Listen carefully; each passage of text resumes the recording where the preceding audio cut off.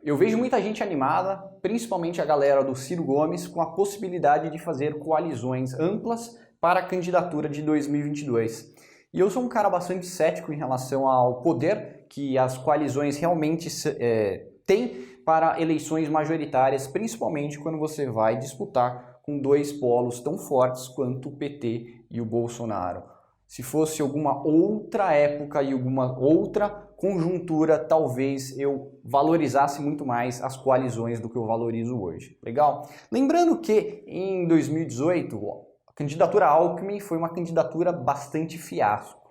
E se eu não estou enganado, vamos lá, que partidos eles tinham na coalizão? PSDB, óbvio, né? PSDB, DEM, PPS, PSD. Era muito grande o arco de coalizões que o Alckmin tinha. Era a maior coalizão que eu vi na minha vida. Se eu não estou enganado, eu não me lembro de ter visto nenhuma eleição em que tivesse tanto partido grande junto atrás de uma única candidatura. E deu errado. Tudo bem, eu não vou comparar o Alckmin necessariamente com o Ciro Gomes, necessariamente com o Eduardo Leite, porque eu acho que eles são mais carismáticos do que o Alckmin. Mas eu acho que muitas das coisas se valem para ambos os candidatos. E uma coisa que eu estava pensando aqui é que se a gente for pensar no PSDB, tem a dificuldade adicional, porque pegando o Datafolha, você vai ver que tem 2% da população brasileira que se identifica com o PSDB. Ou seja, 2% da população brasileira diz preferir o PSDB em relação aos outros partidos. Ou seja, uma galera bastante fiel, digamos assim, ao PSDB. E mesmo essa galera que seria fiel ao PSDB, o Dória não está em primeiro lugar para a eleição de 2022. O Bolsonaro tem mais intenção de voto entre essa parte das pessoas que se identificam com o PSDB do que o próprio Dória. Então é bastante complicado. O Dória é um cara bastante complicado. O Leite eu acho que é um cara um pouco menos complicado. Eu acho que o Leite tem mais potencial do que o Dória, principalmente porque ele não tem uma personalidade e nem uma abordagem excessivamente paulista e tecnocrática. Mas se você for ver a mídia social desses caras, você vai ver que é um pessoal muito limpinho. Tirando o Dória, que bate um pouco mais, é um negócio que não consegue fazer uma oposição muito forte nem ao Bolsonaro e nem ao PT. Eu vou voltar nesse ponto aqui daqui a pouquinho. Agora, o Ciro Gomes, eu vejo muita gente aí comentando nos meus vídeos, falando que ele possivelmente pode fazer alianças com o Calil, lá em BH, pode fazer alianças com o Mandetta, né, o DEM, possivelmente. Se tiver a aliança do DEM com o PSL, eu acho que isso aqui começa a ficar um pouquinho mais interessante. Eu acho que se o Ciro Gomes trouxer o DEM-PSL, eu acho que pode ficar um pouco mais interessante. Se tiver o apoio do Alckmin aqui em São Paulo, eu acho que também vai ficar um pouco mais interessante. Quem mais? Datena. Ou seja, eu não estou falando que coalizão não importa, eu só estou falando que eu acho que ela é superestimada. Eu acho que o poder da coalizão, se o candidato cabeça de chapa não tem a energia correta, você pode fazer a coalizão que você quiser, que você não consegue tornar a candidatura forte.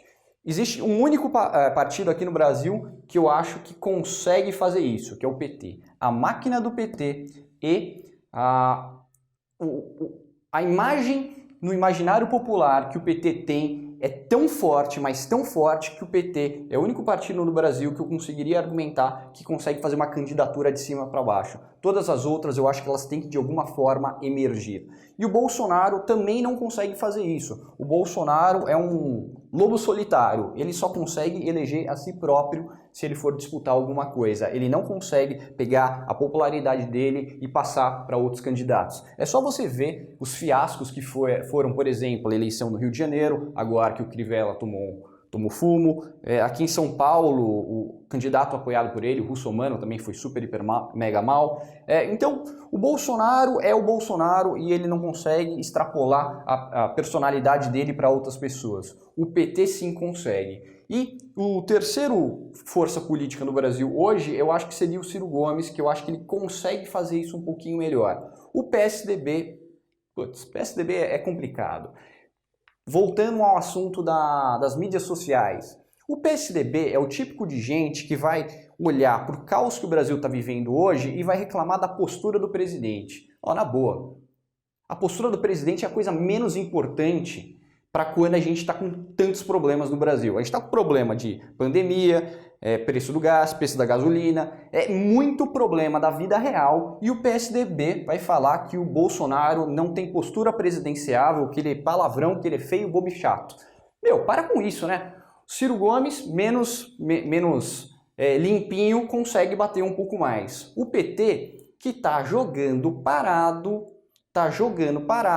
porque ele jogando parado, ele consegue aqueles 20, 30% do eleitorado que é fiel a ele e está começando a parecer razoável. Então, eu acho que o PT tem aproximadamente 30% dos votos, que é o que o Haddad recebeu na última eleição, e agora ele vai tentar ganhar mais parte do eleitorado, que seria, pelas últimas pesquisas, uns 15% de gente que provavelmente votou no Bolsonaro, mas está tão desgostoso com o Bolsonaro que vai para o Lula. E eu acho que não necessariamente esses 15% que estão descontentes com o Bolsonaro, não necessariamente eles teriam que vir para o PSDB. Eu acho que a maior parte dessa galera, ela vai para o Lula antes de ir para o Dória. Ela vai para o Lula antes de ir para o Leite. Então, por quê? Porque o Lula, pelo menos, ele fala da vida real.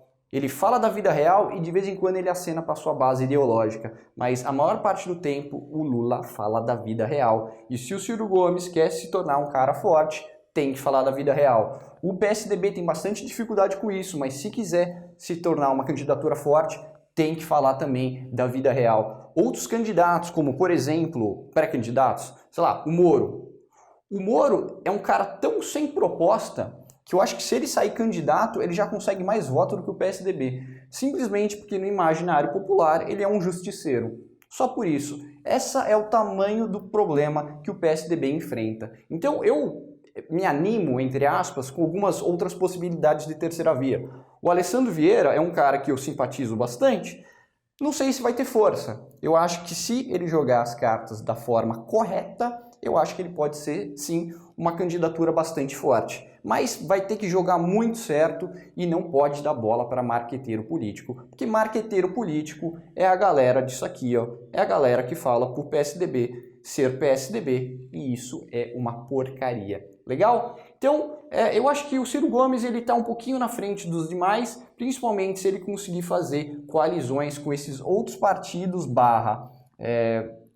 personalidades que nas eleições regionais podem colocar o Ciro Gomes como candidato à presidência da República. Legal? E eu acho que o Ciro Gomes ele vai ter um problema muito grande com a esquerda, porque os partidos de esquerda, eu acho que é muito mais provável que eles queiram garantir o apoio do Lula, porque o Lula, para mim, é o favorito, não tem muito o que discutir. Então, provavelmente, esses partidos de esquerda, quando forem disputar eleições nos estados, é muito melhor ter o Lula a seu lado do que o Ciro Gomes.